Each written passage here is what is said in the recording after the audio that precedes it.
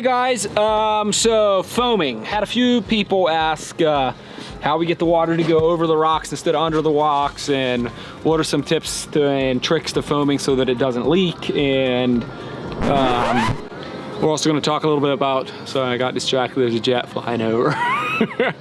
Also had some questions on edge work, and so I'll give you a few of our tips, our tricks, ways that we do it.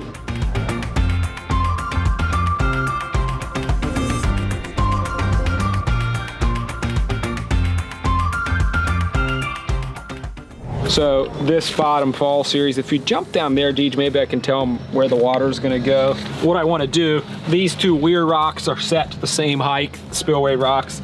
I want water to dam up in this pool up to this height, and I want it to spill over these rocks, come down in here, and we're going to do another spillway rock right there, spill out there. So these weir rocks dictate water height.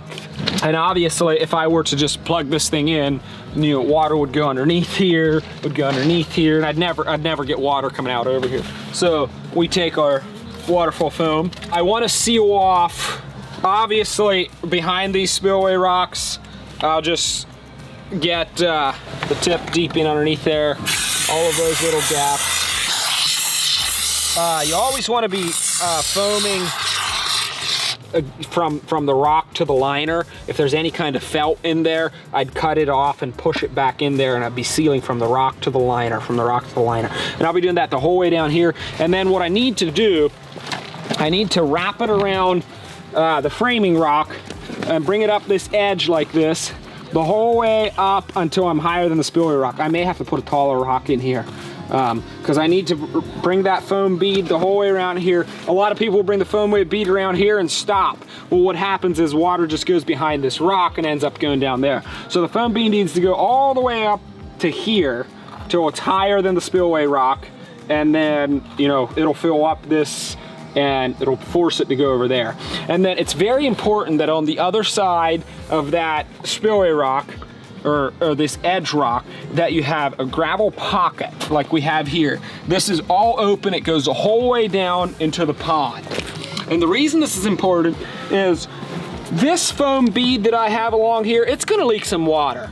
Not much, but a little bit. And when it does, I want that water to have a clear path down into the lower, you know, either the next pool of the stream or into the pond. What I don't want to do is pack dirt all the way up against here like this, and then anything that leaks through that foam has the potential of running out into the flower bed. No good. So every time I foam the spillway rock, I bring it all the way around. The framing boulder might come over here, that's okay. I bring it over here and bring it up over here, or it might be here, it doesn't matter. But on the other side of that foam wall, I need to have an avenue, a gravel pocket, where the water can get down to the next level. So I will continue my foaming along here.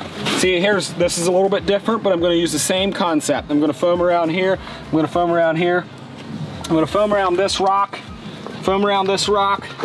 and then right here, I may foam up to here, and then I'll switch to foaming over here, and I'll foam this off, until I'm all the way up to here.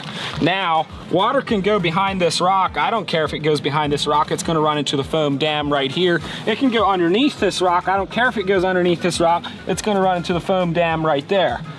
It can't come through anywhere here because it got that foamed off. But here again, when I have this foamed off, this wall up here and this down here, that's gonna leak. That water that leaks through there, I want a clear path. So that's why I filled this all up with gravel, so that this foam bead that goes right here, anything that leaks through that, it can go down to the lower level. So I'll show you some more once I get finished foaming, and hopefully that is helpful. And we'll do a little bit more talking when we come to do the edge work on the stream.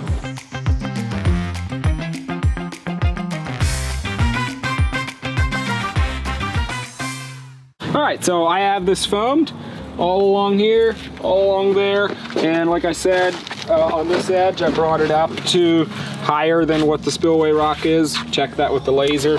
I foamed both sides of that. So now water can come down here. This is all gonna be like a gravel wash there. And then on the other side of this, should anything leak through here, I got this gravel pocket that's going the whole way down to the bottom. Straps around here. Here I jumped the other side. This is foam shut. I'll pick some of that off. And then this is foam shut all the way up to, that's still fresh, all the way up to here. Now, water can get underneath this rock, it can get behind this rock, but that's okay because it's gonna run into this dam, it's gonna run into this dam, so it's gonna have to dam up to here, spill over into there. Some of this gets picked off, some of it gets covered with gravel. Some of the exposed areas like up here, I'll pick a little bit off and then I'll put down just a tiny bit of fresh stuff, and we'll put moss in areas like that. And that moss on these edges can wick from the water, and this foam kind of holds that moisture and actually grows really nicely in these little crevices.